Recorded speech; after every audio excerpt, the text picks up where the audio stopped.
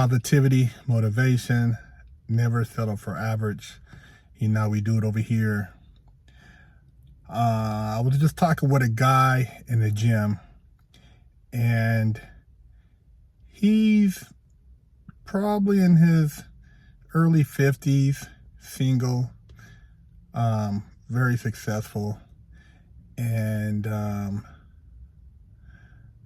we were talking, and the topic of dating came up, and he was saying how hard it is to date and find women in his age group that got their shit together, that, you know, exercise, they got a career, they're not crazy, you know, you don't have to worry about kids, you know, still being an issue. He said it's hard, right? And I'm like, I never really, you know, thought about it, because I'm married, and when I was single, I didn't really have a problem finding females. And so it never really dawned on me dating what it would look like in the 50s as opposed to when I was single in my late 30s. But I know times have changed, and you know, people are very selective now because they see social media. So you have, you know, big girls talking about they want a guy to be 6 foot, 6-pack, make over 100K. You know, you got guys who aren't really in shape. They want a chick with a little waist, you know, big butt, nice tits. You know, everybody has these high standards, and there's really not a lot of courting going on anymore. There's not any romance. It's not like you have to get to know somebody by talking to them in person. Most of the communication is done through the cell phone. So you're not even really having any intimate conversations. It's not like back in the day, you know, when they used to have Blockbuster, and you'd go get a movie, walk through there, and you get 2 movies, 3 movies, you know, to kind of stretch the night out. First movie was the warm up, dinner, you know, a little cuddling. Second movie, you know, you're getting a little hot and bothered. And most likely by the end of the second movie, you should be busting some cheeks, or by the third movie, you probably wouldn't get through the third movie. But that's kind of like how it used to go when you would do, you know, doing a date night. You know, you have the Blockbuster moments, and, you know, maybe, you know, order out pizza, something like that. But now it's just you come over, I guess, and you hook up, you know, because you done got all worked up through your text and whatever else you've been sending through your, you know, your app. And, you know, it's just wham, bam. And then later on, you try to get to know each other, and then you realize you don't really have that much in common. And then you stop communicating, and then it just fades off, and you repeat that cycle. And so I can imagine that it's got to be pretty complicated finding somebody compatible that you're attracted to, they're attracted to you. You're not, you know, have these unrealistic standards, and there's at least a compromise for happiness. Not a compromise in saying that you're lowering your standards, but you just kind of give the other person the benefit of the doubt. Like, you're not trying to knock down a supermodel every time. You know, you kind of like, she's hot, but, you know, there's always going to be other hotter women out there, but you know, you're like, okay, you know, she's hot, and I can, you know, live with it. It's good conversation. We can, you know, build a relationship on that. But I think that it's just, I know for a lot of people, they're, you know, they're on the clock now, especially if you're in your 50s, and it's like, man, do you want to go into your 60s and 70s lone?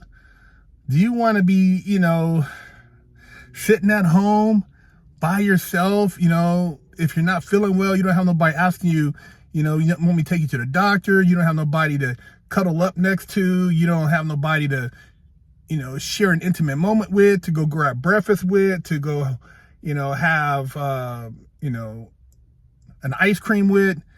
Those are things that you don't think about when you're, running around and you're just busting down them cheeks. But as you get older, you start thinking about like the more intimate moments you can share with somebody. And then, a lot of guys want younger girls to a degree, go after older men if they're balling.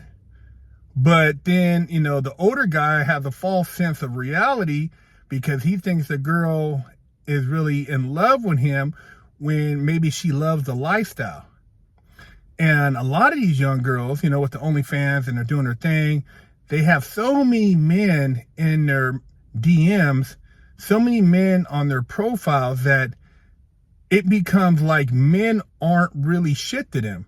So they don't really value men as they should a good man because they're used to so many men lusting after them that they don't know when a good one actually gives them the time of day. So I know a lot of young guys, they were saying that dating is so hard. These girls, they're, you don't know who's who, you can't trust them. So it just seems like it's a hot mess, man. And I wonder if like the number of marriages is going to go down, if there's going to be more single people. It's not like we're going to go backwards to, going out and hanging out at clubs where everybody was just really talking. Everybody's now digital.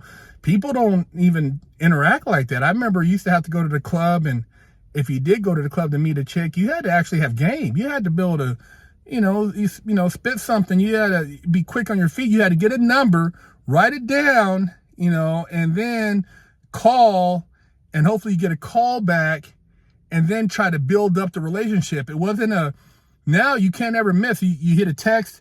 If it's a fake number, or if they don't text you back, but back then you had a number, you'd wait, see if you got a call back. I mean, there was a lot of other factors in trying to hook up. And then you had to actually go over to see her. You had to make the effort, maybe go pick her up from work, meet her, for dinner or lunch, or you had to go to, over here to go to dinner. There was a more effort. Now there's not a lot of effort, and everything is more sex in your face. And, I don't know if that's necessarily a good thing, because everything moves so much faster. But after the sex, what's left? Is there any conversation? Do you have a communication? Do you feel like there's a connection?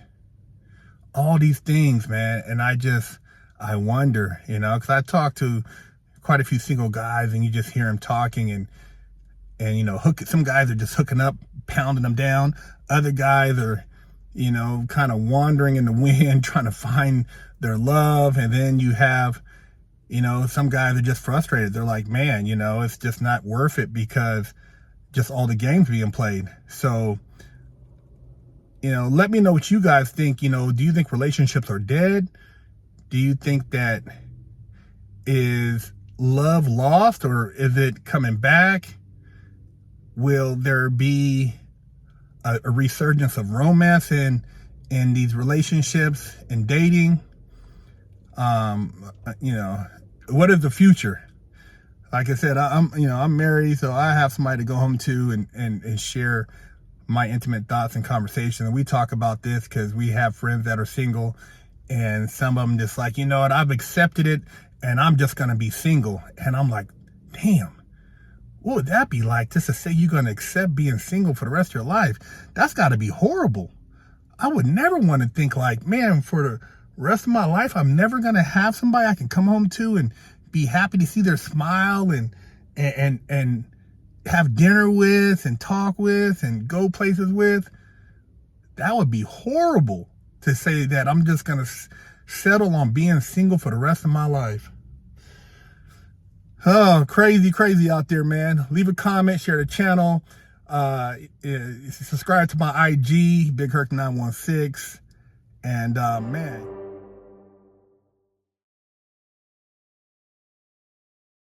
What's up? BigHerc916. My autobiography, Against All Odds, is back in stock. You can pick you up a copy at BigHerc916.com. It's my life story, and this is a way for me to share with you out there that it's okay that you made mistakes in life. It's okay that you fell down as long as you got back up. It's okay to own up to what you did in life. It's okay. It's really okay. Because I know all you guys have a comeback story, and this is my...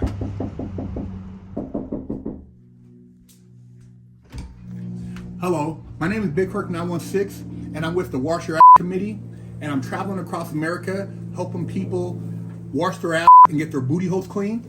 And I have with me here today Wash Your Ass Soap, and this one in particular is Butt Naked Scrub, but I also have Festival, Oatmeal Milk and Honey, Jamaican Me Crazy, Monkey Farts, and all these scents smell very good. They will help cleanse your body of funk and also make you feel better about yourself. So if you can go to BigHerc916.com, you can pick you up a bar, and my goal is to help America combat Settle for Average. Go to BigHerc916.com and pick you up a hat.